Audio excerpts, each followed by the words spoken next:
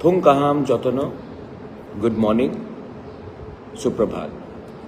मैं Facebook live में आज एक इम्पोर्टेंट अनाउंसमेंट करने के लिए आया हूँ। ये पॉलिटिकल अनाउंसमेंट नहीं है।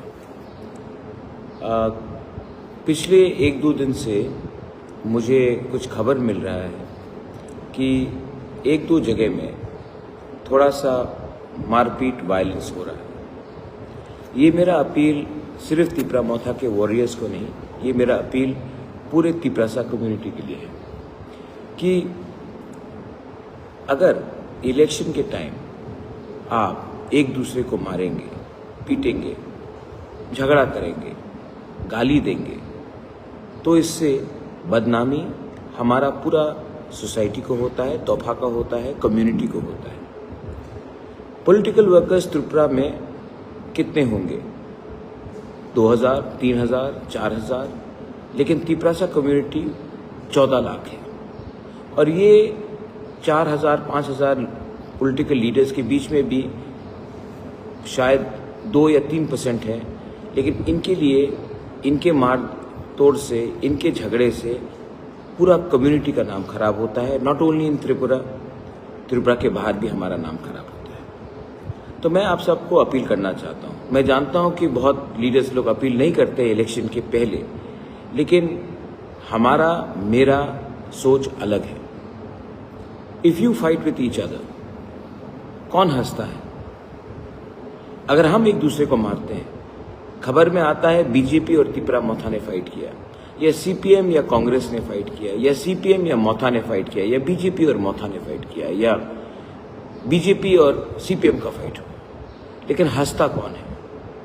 क्योंकि जो मारने वाला है वो भी तिपरासा है और जिसको चोट लग रहा है वो भी तिपरासा है। तो इससे नुकसान किसका होता है? बीजेपी का, कांग्रेस का, तिपरा-मोथा का, या फिर इससे नुकसान हमारा दोफा का होता है, हमारा कम्युनिटी का होता है, हमारा समाज का होता है। तो मैं आपको अपील करता हूँ, हाँ, बहुत लोग मुझे फोन कर रहे हैं एंड दे आर सेइंग कि राहत में पैसा बांटा जा रहा है, लेकिन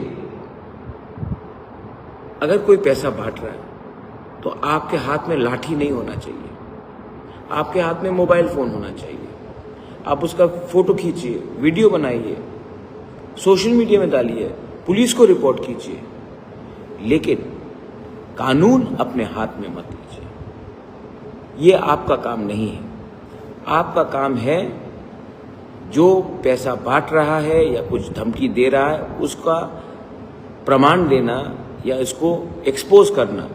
किसी को पीटने से आप गलत लाइन में जा रहे हो। कानून आपको अपने हाथ में नहीं उठाना चाहिए। तो मैं आपको अपील करता हूं, अगर आप मुझे रियली प्यार करते हो, do you really love me, अगर आप मेरा बात मानते हो, अगर आप तोहफा को प्यार करते हो, अगर हमारा तिपरासा सोसाइटी को प्यार करते हो, तो मैं आपको अपील करता हूं। और ये अपील मैं अपने दिल से कर रहा हूं, किसी के कहने से नहीं कर रहा हूं। तो प्लीज 5 साल में इलेक्शन आएगा, इलेक्शन खत्म हो जाएगा।